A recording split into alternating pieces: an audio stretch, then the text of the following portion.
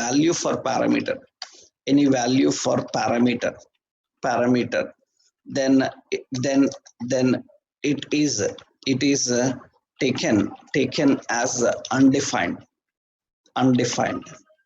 So don't think that optional parameters means you can ignore that parameter. Actually, optional parameter is not ignoring the parameter. It is saying that no need of defining the parameter. It will be kept as undefined. If you don't define the parameter, it will be undefined. That means a value is important for it. So this is how we need to solve this problem. So if you are not defining the price, see, actually, in the first you may ask like, then why you are not writing undefined for price?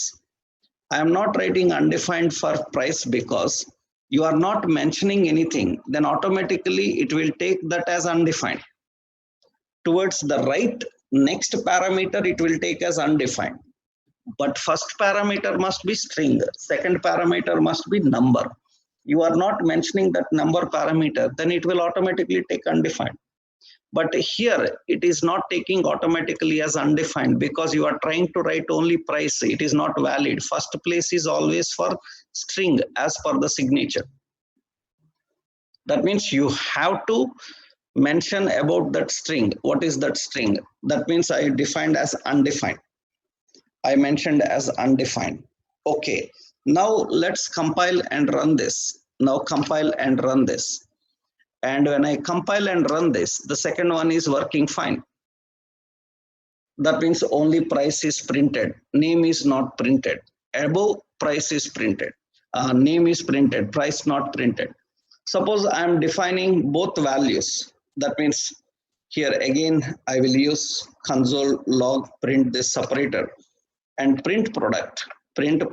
I am printing both values like Samsung TV. And here some price also defined. Both values I am printing here. Then it has to get that. It has to get that and display that value. It has to get and display both of them.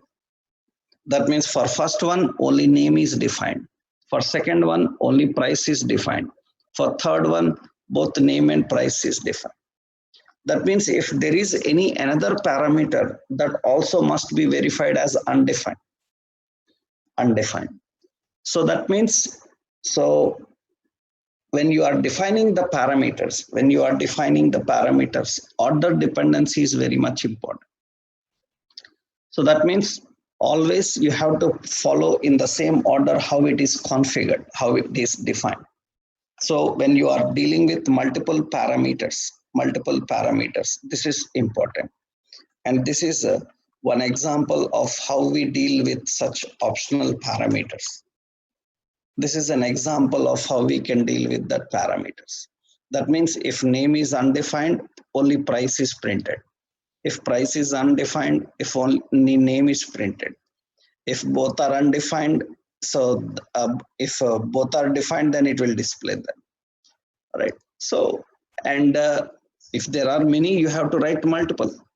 And here we are using the point to understand that first parameter should be a string. If second parameter should be a number, you are not passing, then automatically it is taking it as undefined. That's the reason you don't need to write about the second parameter because automatically it is taken as undefined. But without writing the first parameter, you are trying to write only price. It is not valid. You have to tell that the first parameter is undefined. Then we can continue. So this is very important point to understand that order dependency is there. So you can handle this type of situation by using overloading techniques. That means how you can ignore this order, that you can do by using function overloading. That we will see in our OOP concept, how we can overload the function here. So this is one important point you need to understand about working with the functions. How do we configure and work with the functions, right? And another important is a function can have So function can be defined with array type parameter. Array type parameter. Here so many rules are there. We will discuss about them. A function can be defined with array type parameter. Okay. So a function can be defined with array type parameter. So fine. Then how do we pass array values? That is the key concept. So a function can be defined with array type parameter. So what we are doing here. So let's change this.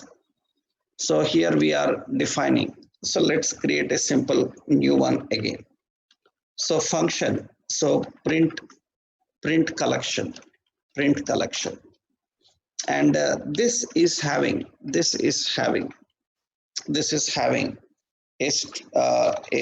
some list of string array type. Okay, so then what we have to do is for var, so item of list, we are printing every item in the list, console.log item. So that is printed, every item in the list is printed. Okay, that means we are reading every item from the list and we are printing it. So we have a class demo. Okay, in that, so we have a print method. Okay, here we have to call print collection. Now the point is how you can pass array parameters into it. There are so many techniques, print collection. So here we need to pass array type values. Then you know that array can be defined in a square brace and you have to pass the values into it.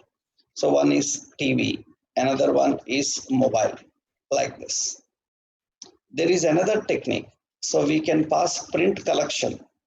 So print collection, and we can use a new array constructor. Into that, we can pass the values into that array constructor. The values you can initialize. So for example, here I am defining as suppose a shoe, and I defined some watch, something like this. There is another technique. These are 2 points here, how you can pass values into array parameter. So one, you can use the meta character. Another one, you can use the constructor, array constructor. Another option is you can do one thing. You can declare a string type array, a name. Here I will say categories. It is a string type array. Into that we are passing some electronics and shoes. It is a string type array. We can print collection. Into that we can pass categories, which is a array type. That is another point. That means how we can pass values into it.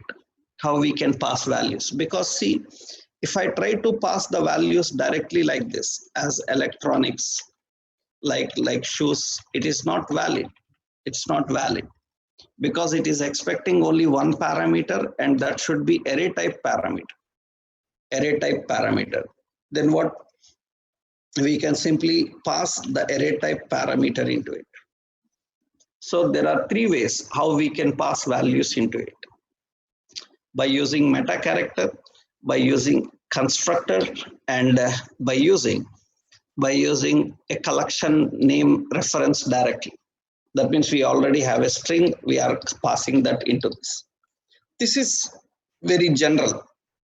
That means, so it is a very simple and common option that how to define the array parameters and how do we pass the array parameters. And these are all the techniques here. So let's save this. So we have to print that let obj is equal to new demo and obj dot print, which has to print all those details. Fine. Let's save this now. Compile and run this. And you can see it is printing all the details.